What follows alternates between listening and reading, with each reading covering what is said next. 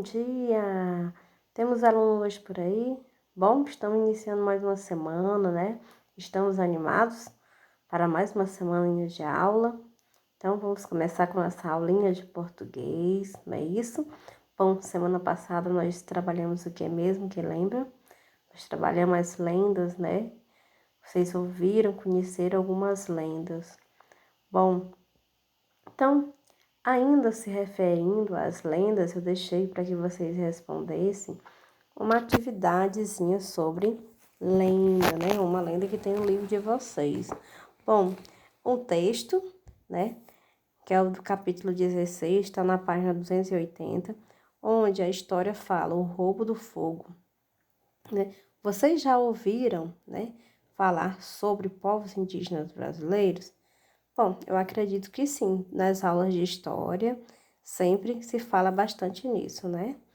Bom, será que todos os indígenas que vivem no Brasil têm os mesmos costumes? Vocês acreditam nisso? Ou não? Bom, cada índio, né, mora numa região diferente, então tem costumes também bem diferentes, tá certo? Bom, então, esse texto, O Roubo do Fogo, né, é uma história do povo Guarani, certo? É um texto bem grande que conta essa história, essa lenda. Bom, esse texto que ele foi escrito por Daniel, tá certo? Bom, então aí na página 283 eu deixei uma atividade para que vocês pudessem estar fazendo sobre essa interpretação do texto, né? Lessem, treinasse a leitura e respondesse, fizesse essa interpretaçãozinha, tá? Bom, então na primeira questão, pergunta o seguinte, e assim, responda. Tem letra A e letra B. Na letra A, faz a seguinte pergunta: como os urubus conseguiram o fogo? Bom, então aí é o seguinte: em um dia de sol fraco, os urubus foram até o astro e retiraram algumas brasas.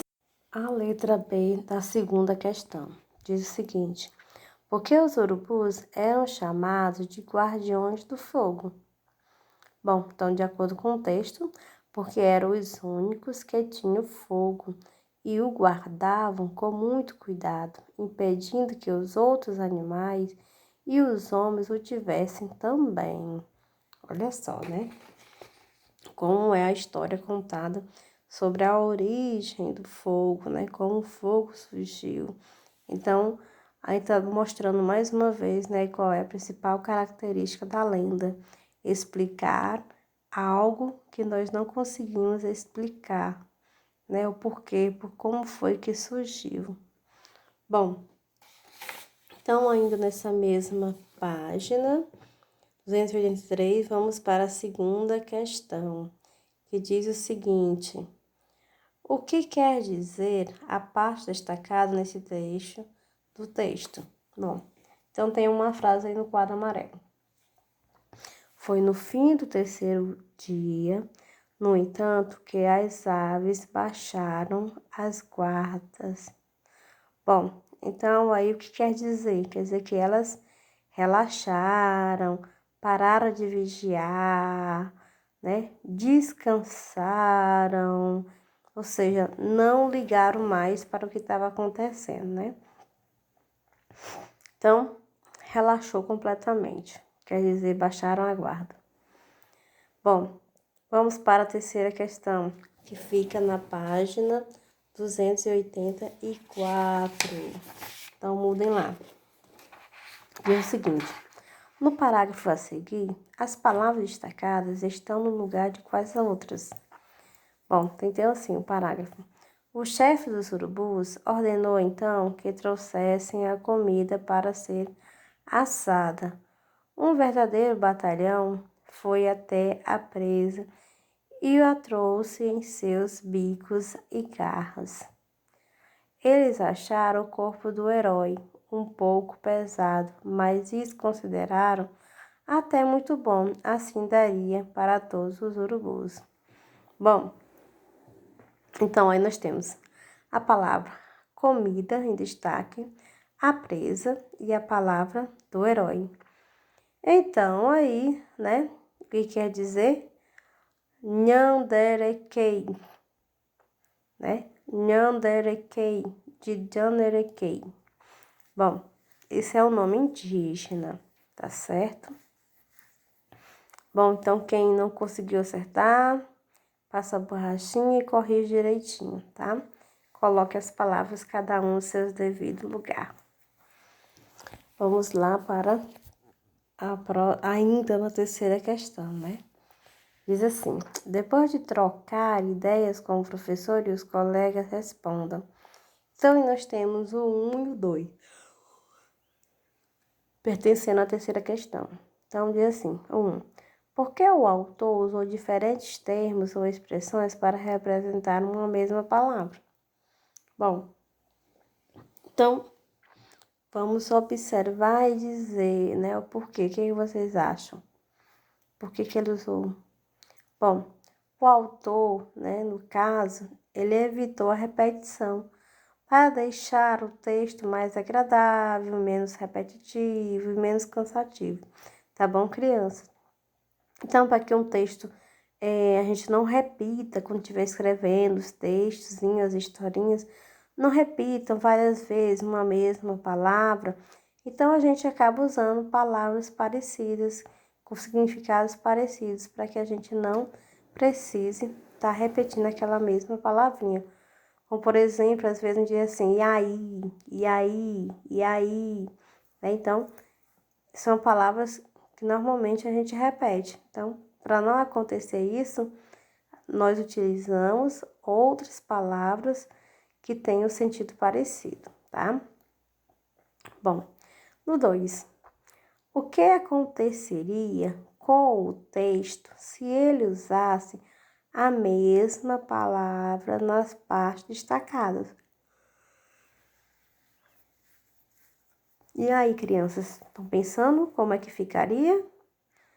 Bom, espero, né, que vocês tenham percebido que a repetição do nome da personagem tornaria o texto cansativo, enfadonho, mecânico.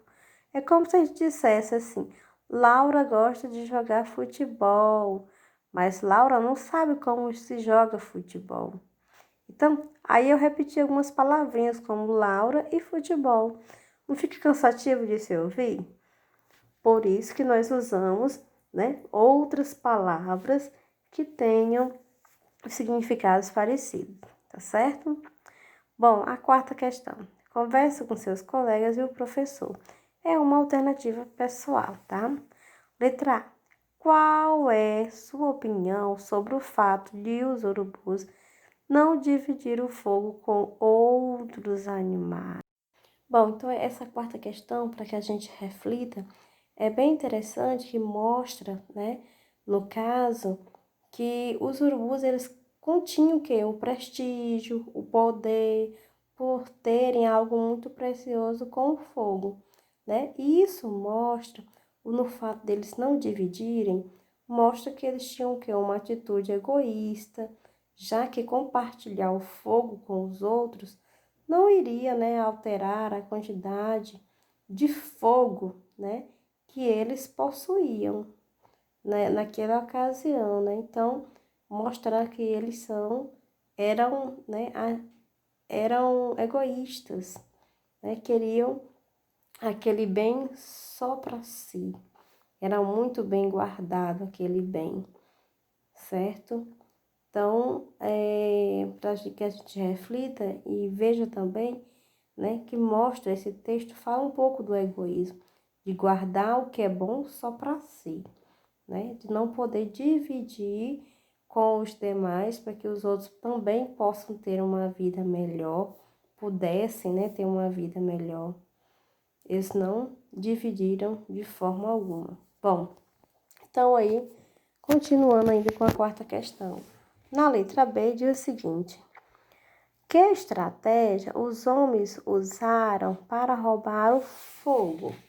Bom, quem sabe qual foi a estratégia? Quer ler direitinho? Bom, então vamos lá. né? E por quê? Né? Era uma boa estratégia? Então, responda, é algo pessoal, tá? A. Os homens, né, conseguiram o que queriam. Por quê? Bom, não, eles não conseguiram. Por quê? Eles não conseguiram salvar nenhuma brasa do fogo. Então, eles não conseguiram por causa disso. E letra D, em sua opinião, o que pode mudar na segunda parte do conto que você ainda vai ler? Bom, também é uma resposta bem pessoal, né? Cada um responde de acordo com o que vocês entenderam sobre essa história, tá certo? Bom, então, essa parte do texto, né, dessa leitura, dessa semana, que foi muito boa, a gente finaliza por aqui. E agora nós vamos conhecer, né, um pouquinho sobre o uso da letra C e da letra C cedilha. Então, vamos acompanhar, que depois nós temos uma pequena atividade aí no livro de vocês, tá certo? Para que vocês possam estar respondendo, treinando direitinho. Bom, então, a cedilha, né, é um sinal gráfico usado debaixo da letra C e tem o som de SS, ou seja, de dois S's, e fica com a seguinte aparência. Olha só como é que fica, né? O C com esse tracinho embaixo, C cedilha, tá? Bom, nunca pode iniciar palavras e é usado sempre antes das vogais A, O e U. Então, não esqueçam disso. A letra C, por sua vez, é usada sempre antes das vogais E e I. Por exemplo, centeio, peraltice, tensionar, cinto. Então, agora vamos só revisar aquilo que nós acabamos de aprender, que foi o quê? Que o uso da letra C, cedilha, é um sinal gráfico usado abaixo da letra C. Quando essa consoante aparece antes das vogais, né? Ele aparece o quê? Antes das vogais A, O e U, tá bom? A letra C possui o som de quê? De S em um único caso, né? Com as vogais E e I. Em outros, né? No caso, em todos os outros casos, deve-se usar a cedilha para indicar o som de S, né? Ó, como Sá, Só, Su. Esse vai ser o som da letrinha C. Quando vier com uma cedilha, vai ter o som de S, tá bom? Então, vamos agora ver mais alguns exemplos.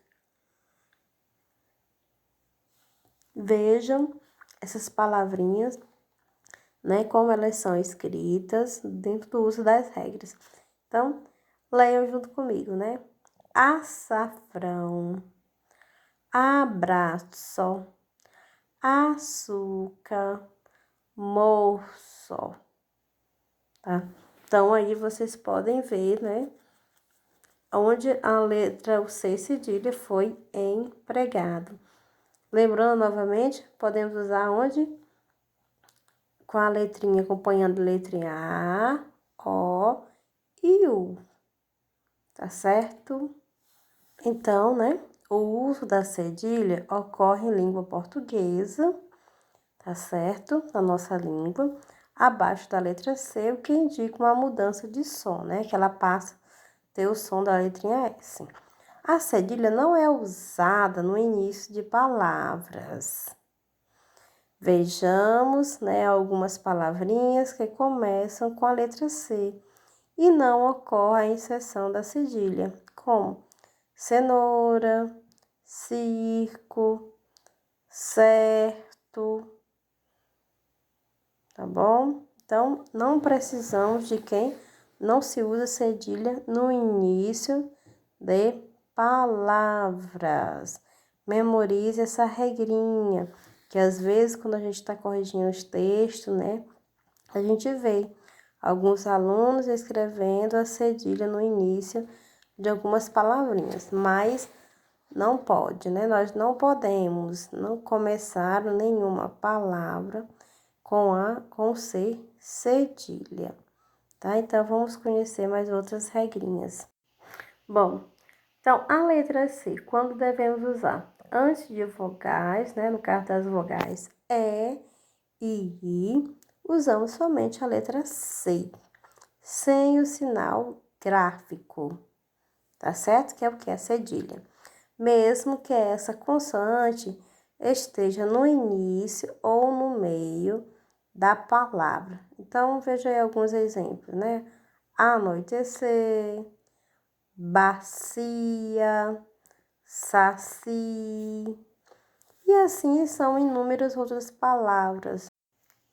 Bom, então, nós finalizamos aí essa parte da ortografia do uso da letra C e o C cedilha, tá certo? Então, fica aí uma atividade na página 192 para que a gente coloque em prática a questão. Só quero que vocês respondam a questão de número 1 e a questão de número 2. Compreendido? Então, qual é a mesma página? 192 e responderem somente as questões de número 1 e a questão de número 2. Certo, crianças? Bom, então, finalizamos a nossa aulinha de português por hoje. Espero que vocês tenham lido o livro e tenham gostado, tá certo? Então, um beijo no coração, até mais!